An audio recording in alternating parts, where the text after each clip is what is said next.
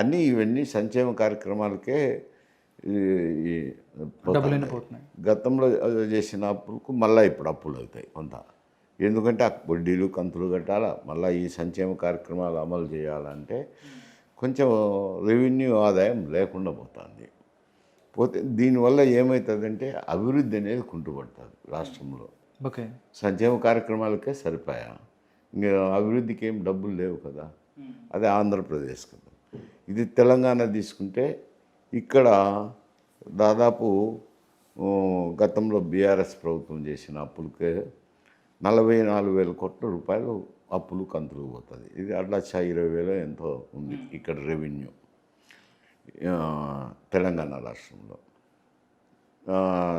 Revenue అంటే ఇదే పన్నుల ద్వారా రూపంలో state share of state GST, తర్వాత సెంట్రల్ జిఎస్టీ, ఇతర ట్యాక్స్, ఇన్కమ్ ట్యాక్స్ అన్నీ కలిపి 42% పోతుంది. తీస్తారు సెంట్రల్లో.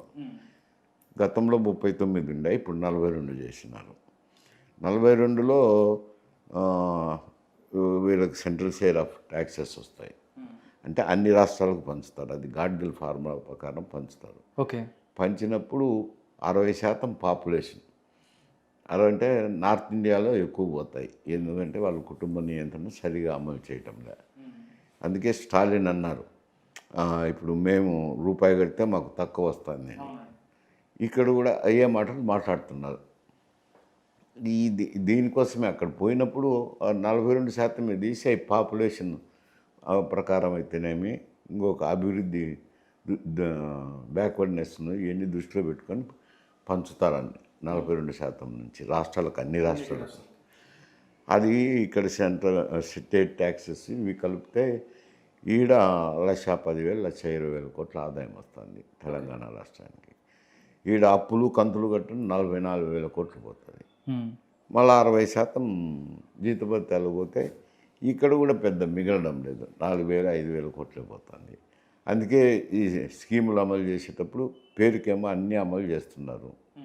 కాంగ్రెస్ ప్రభుత్వం అధికారంలోకి వచ్చినాక ఇండియా కూటమి ఏం చేస్తారంటే ఒక కండిషన్స్ పెడుతున్నారు. కండిషన్స్ పెట్టినప్పుడు ఏమవుతుందంటే కొందరికే వస్తుంది, అందరికీ రాదు. రాకపోతే వాళ్ళు బాధపడతారు. ట్యాక్సెస్ కట్టేదానికి వచ్చేసరికి చూసేసరికి జిఎస్టీ అనేది అందరి మీద పడుతుంది. ఓకే. పేదోని మీద పడుతుంది, షావుకారి మీద పడుతుంది, అందరి మీద పడుతుంది.